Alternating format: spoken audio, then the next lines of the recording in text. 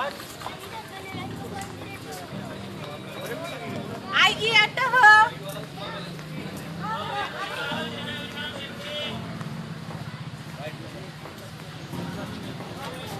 जो मेरे साथ है वो एक बार अंदर चलिए, मैं आपकी टिकट चेक करवाती हूँ।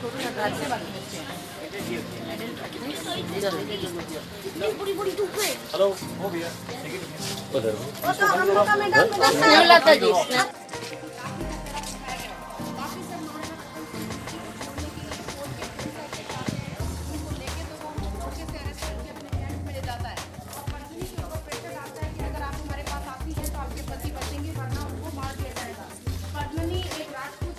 बहुत स्मार्ट थी, 700 गोली कंप्लीट करवाई जाती है उस समय में, और चारों तरफ सैनिकों को खड़ा कर दिया जाता है। अंदर भी महिलाओं के लिबास में सैनिकों को बिठाया जाता है। छोटे छोटे औजार लेके मुस्लिम कैंप में जाते हैं और सडनली अटैक करते हैं। एक बार सभी राजपूत फोर्स के ऊपर आ जाते हैं, लेकिन वो यहाँ आने के बाद में बिल्कुल बेफिक्र हो जाते हैं। ये उनकी सबसे बड़ी भूल होती है। खिलजी जो कि गुस्से में जाते हैं, उस समय बाद चित्तौड़ के किले पे दोबारा अटैक किया जाता है। राजपूत लड़ते लड़ते मारे जाते हैं और क्वीन पद्मिनी जौहर कर लेती है।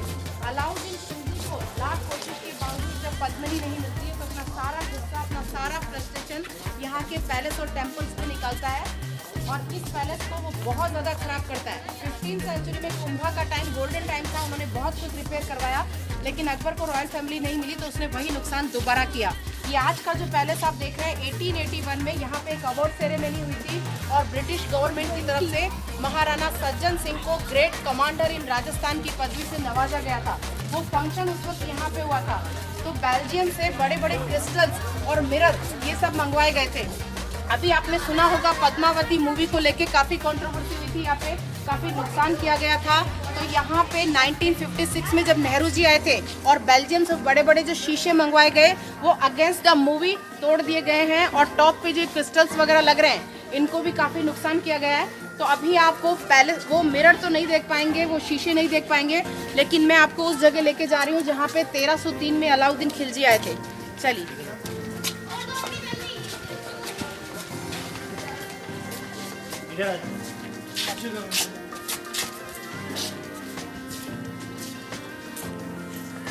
ये जो सामने वे दिख रहा है पद्मिनी के लिए यूज किया जाता था। यहाँ से bye boat Padmini summer palace के अंदर जाती थी।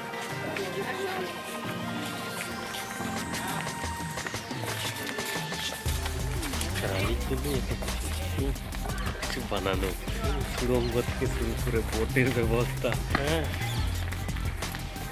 13 কিলোমিটার এরিয়া জুড়ে আছে।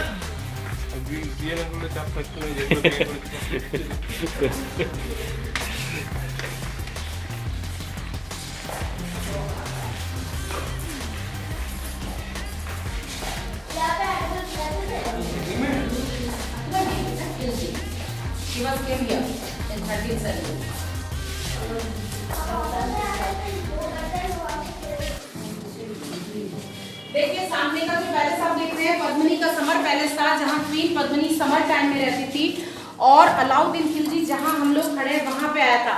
वो जो स्टेप्स आप देख रहे हैं पानी के बीच में, ऑन द स्टेप्स किसी मेड को बिठाया गया था और वहाँ से 90 डिग्री एंगल से सामने के ये जो लोहे के हुक्स आप देख रहे हैं यहाँ पे बड़े बड़े मिरर लगवाए गए थे। खिलजी बिल्कुल सेंटर में खड़ा था, 2 मिनट दिए हैं। खिलजी बिल्कुल सेंटर में खड़ा था और जो मिरर की पोजीशन थी वो ऐसे डाउन में थी, स्ट्रेट गई थी। तो अगर ये पोजीशन आज भी डाउन में, आप थोड़ा विंडो खाली छोड़ दीजिए प्लीज, अगर ये जो कांच का अगर स्थिति डाउन में रहेगी तो अंदर पैलेस हमें शीशे में दिखेगा और अगर उसमें कोई बैठा है तो उसका चेहरा शीशे में दिखेगा, लेकिन इसी जगह खड़े होकर अगर हम राउंड करते हैं तो हमें वो चेहरा दिखाई नहीं देगा। अलाउद्दीन खिलजी जब ऐसा कर रहे थे तो घोड़ा और बादल जो रतन सिंह के कमांडर थे वो पीछे खड़े थे गर्दन पे तलवार रख के, ताकि खिलजी घूम के और आगे बढ़ के राजपूत लेडी का चेहरा नहीं देख सके। अगर वो ऐसी गलती करता तो उसकी गर्दन यहीं पे अलग कर दी जाती। यहाँ से तो चुपचाप चला गया, लेकिन मेन एंट्रेंस गेट पे जाने के बाद उसने धोखा कर दिया और वो महाराणा रतन सिंह को अरेस्ट करके अपने कैंप में ले गया। अब आप जितना जल्दी हो सके 1 बाय 1 करके पैलेस देख लीजिए, क्योंकि दूसरे गाइड वेट कर रहे हैं।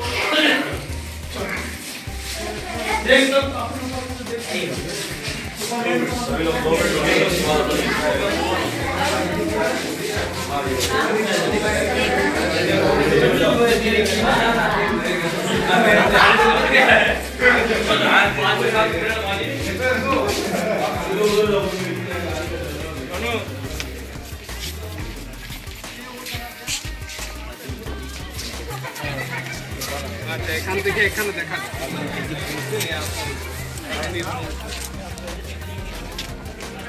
गाइड मूवी का गाना आज फिर जीने की तमन्ना है।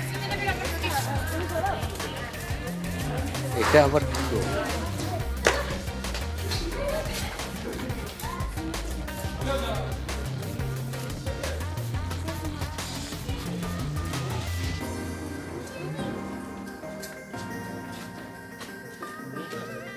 ये सारा टूटा हुआ है, छतें वगैरह सारी टूट चुकी हैं।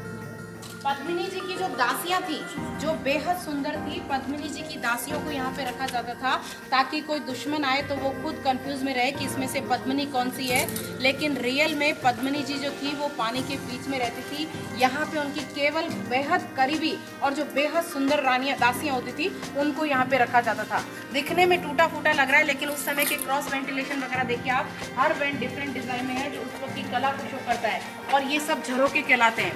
आज अगर हम कोई बड़ी बिल्डिंग बनाते हैं, कोई स्ट्रक्चर बनाते हैं तो पत्थर के ऊपर पत्थर को रखते हैं। उस वक्त इंटरलॉकिंग किया जाता था, स्टोन को स्टोन के अंदर फंसाया जाता था हॉल करके। अभी जो आप विजय स्तंभ देखेंगे और यहाँ के बड़े बड़े जो टेम्पल्स आपने देखे, उसका खड़े रहने का रीज़न यही है कि उस समय पत्थर के अंदर पत्थर को फंसाया जाता था और आयरन की जगह वो लोग कॉपर यूज़ करते थे। तो ये बिल्डिंग्स जो है ये बहुत ही पुरानी है, 13 की है और वापस रीबिल्ड जो हुआ तो जो मेन पार्ट है उसको रिपेयर किया गया। हाफ पार्ट जो है ये ऐसे ही लगाया गया, ऐसे ही रहने दिया ताकि ये वर्ल्ड हेरिटेज साइट में जो इस प्रॉपर्टी को लिया है वो लगे कि ये बहुत पुरानी बिल्डिंग है। चलिए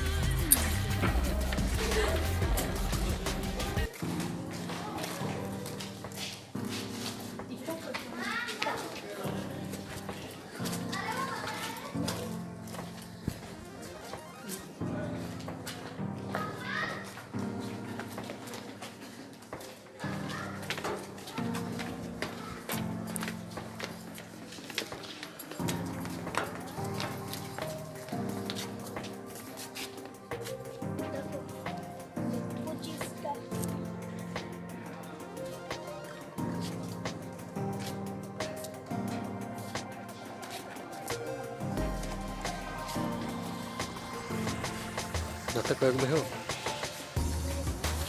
इस पैलेस को देखने के बाद में कई बार टूरिस्ट के मन में एक सवाल आता है कि आप उधर से गए और इधर से आ गए, इसमें ऐसा क्या है। लेकिन इस पैलेस का सबसे बड़ा प्लस पॉइंट यही है कि दुनिया की सबसे खूबसूरत महारानी पद्मिनी इस पैलेस के अंदर रहती थी, जिसने 1303 में अपने आप को बचाने के लिए कई राजपूत हजारों राजपूत औरतों के साथ खुद को आग के हवाले कर दिया था। सामने का ये पूरा हॉल जो देख रहे हैं ये सीक्रेट मीटिंग हॉल होता था। यहाँ पे सिर्फ मर्दाना अलाउ होते थे, मर्द अलाउड होते थे, जनाना औरतें कभी भी अलाउड नहीं होती थी क्योंकि राजपूत औरतें पर्दे में रहती थी। और अकबर ने चित्तौड़ का किला जीतने के बाद में बहुत कुछ हिंदू शैली से बदल के और इसको मुस्लिम शैली में कर दिया। राणा प्रताप कभी भी अकबर से चित्तौड़ का किला जीत नहीं पाए थे।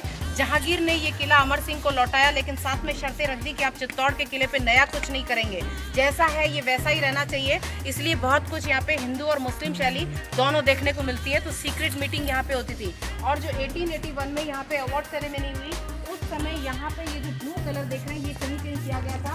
महंगे स्टोन जो हीरा और नीलम पन्ना जो होता है उनका पाउडर करके और फिर कलर किया गया था। तो ये पैलेस जो है ये पद्मिनी पैलेस कहलाता है।